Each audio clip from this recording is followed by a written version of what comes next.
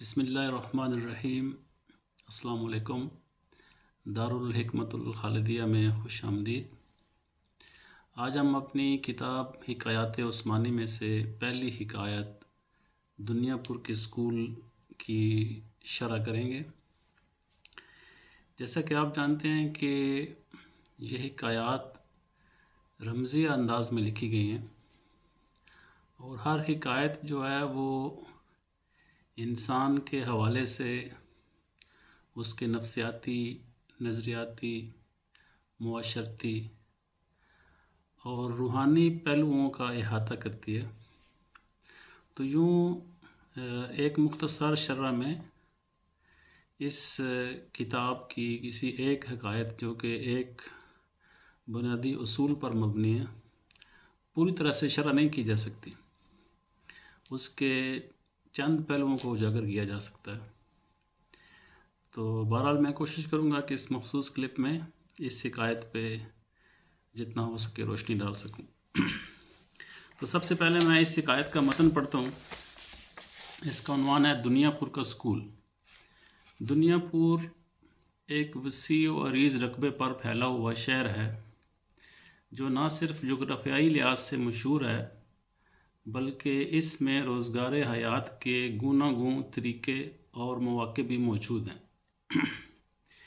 इसी दुनियापुर के एक स्कूल में पहली से लेकर 10वीं तक क्लासें थीं। हर क्लास के लिए अलग अलग कमरा था। मुख्तलिफ असातिज़ा अपने अपने मज़ामीन पढ़ाते, ताहम कुछ असातिज़ा ऐसे भी थे जिनको एक से ज़्यादा मज़ामीन पर दस्तरस हासिल थी। एक दिन पहली क्लास के कुछ तालिब इल्म 10वीं क्लास रूम की खिड़की के पास खड़े होकर अंदर झांकने लगे। अंदर क्लास हो रही थी और एक टीचर 10वीं जमात के बच्चों को पढ़ा रहा था। छोटी जमात के बच्चे काफ़ी देर तक खिड़की से लगे सुनते रहे, लेकिन उनकी समझ में कुछ ना आया। वो हैरान होकर अपनी क्लास में वापस चले गए। अगरचे दुनियापुर के इस स्कूल में पहली से 10वीं तक तमाम बच्चों का स्कूल यूनिफॉर्म एक ही जैसा था, लेकिन उनका फ़हम अपनी अपनी क्लास के हिसाब से दर्जा बदर्जा मुख्तलिफ था। नीचे इस हिकायत के इशारात दिए गए हैं। दुनियापुर से मुराद ये दुनिया, पहली क्लास फ़हम की इब्तदाई मंजिल, 10वीं क्लास फ़हम की तरक्की याफ्ता मंजिल, यूनिफॉर्म लोगों का बज़ाहिर एक जैसा नज़र आना। अब मैं इस शिकायत में जो अल्फाज हैं उसकी कुछ जो है वो शरह बयान करूँगा। सबसे पहले इस दुनिया को दुनियापुर का स्कूल क्यों कहा गया। स्कूल में जो है उसका जो एक बुनियादी पर्पज़ वो ये है कि इंसान तालीम हासिल करके तरक्की करता है। तो दुनिया जो है ये भी कोई ऐसी जगह नहीं है जहाँ हर चीज़ परफेक्ट है। यहाँ पे सारे के सारे लोग जो हैं वो तरक्की करने के लिए आते हैं और इस दौर में बहरहाल कुछ लोग तनज़्ज़ुल का शिकार भी हो जाते हैं। जैसे हम देखते हैं कि स्कूल में कुछ लोग स्कूल में पढ़ नहीं सकते। दुनिया जो है ये आखिरत के मुकाबले में, यानी ये जो लाइफ है और लाइफ जो हेयर इन आफ्टर है, दुनिया हमेशा पीछे होती है और आखिरत जो है वो हमेशा से आगे है। तो इस लाइफ से उस लाइफ की तरफ जाने के लिए इंसान को तरक्की करनी होती है। इसमें फिर हमने ये बताया कि पहली से 10वीं तक क्लासें थी, यानी दुनिया में लोगों की अक्ल और शऊर के मुख्तलिफ मदारज हैं। सब लोग एक जैसी अक्ल पे, एक जैसे शऊर पे नहीं खड़े हुए। ये एक बड़ी खुदाई स्कीम है और चूँकि ये दुनिया और ये अर्ज़ समावात सब हरकत में है, अल्लाह ताला ने फरमाया कि हमने आसमानों को बनाया और हम उनको वुसअत देते जा रहे हैं। ये जैसे इकबाल ने कहा कि आ रही है दमादम सदाए कुन फ़यकुन, ये जहाँ नातमाम है शायद कि अभी ये नातमाम है। तो और जो है आसमानों को वसअत मिल रही है। इसी वसअत में और इसी आसमानों के फैलाव में इंसान भी तरक्की कर रहा है। तो इससे हमें दूसरी बात ये पता चली कि फ़हम में जो फ़र्क है, जो लोगों के फ़हम में और अक्ल में फ़र्क है, ये फ़र्क कोई ऐसा दायमी या फ़िक्स फ़र्क नहीं है, बल्कि जो है सब लोगों को मौक़े हासिल होते हैं जिससे वो अपनी अक्लों को तरक्की दे सकते हैं। इसी असूल में अब मैं बताता चलूँ कि ये फ़र्क कायनात की स्कीम में ये फ़र्क है क्यों।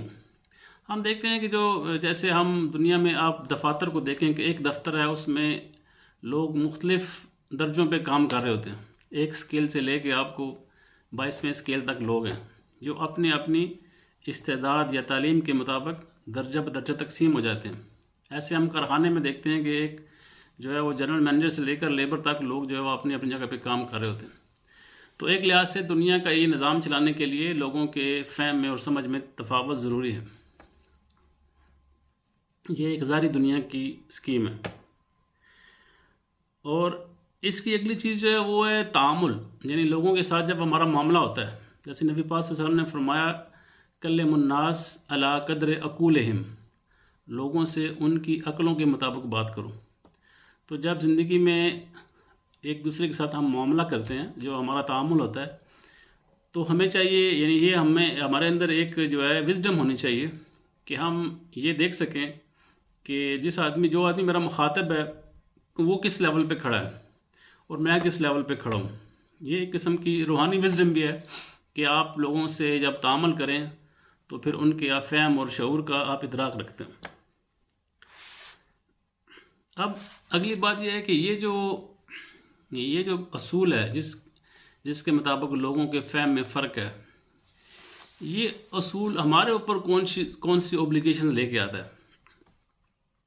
मसलन देखें, जब हम इस असूल को मानते हैं कि ये जो ग्रेटर स्कीम है इस कायनात की, और जिसके मुताबिक मुख्तलिफ़ लोग अक़ल और शऊर के मुख्तलिफ़ मदारज पे खड़े हैं, तो सबसे पहले जो चीज़ है वो ये है कि अब मुझे सामने वाले बंदे से वो चीज़ एक्सपेक्ट करनी चाहिए जितनी उसकी अक़ल और फ़हम के लिहाज से हैसियत है। इसमें आप देखें मजहबी तालीमात में सब्र की तालीमात है। मसलन एक आदमी जो है उसका मेरे साथ जो एटीट्यूड है वो वैसा नहीं है जैसा कि मैं अपने लेवल पे एक्सपेक्ट कर रहा हूँ, तो वहाँ पे मुझे सब्र से काम लेना पड़ेगा। तो मेरे सब्र करना मेरे लिए क्यों ज़रूरी है, क्योंकि मैं जिस कायनात में रह रहा हूँ ये कायनात एक विज़डम पे खड़ी है। तो मैं जो कायनात के बुनियादी हिकमत के उसूल हैं मुझे उसके साथ खड़ा होना है और इस कायनात में अपना रोल अदा करना है।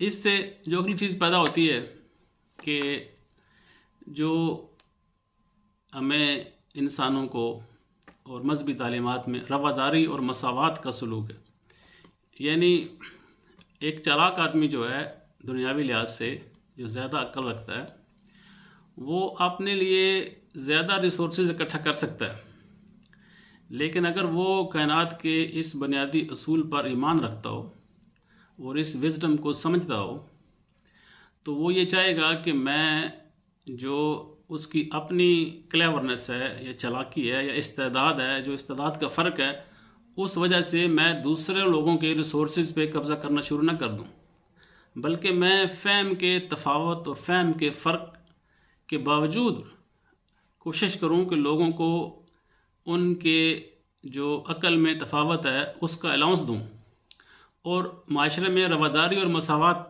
यानी उस वक़्त क्या होगा कि उस वक़्त एक ज़्यादा अक़ल वाले आदमी को सेक्रीफाइस करनी पड़ेगी।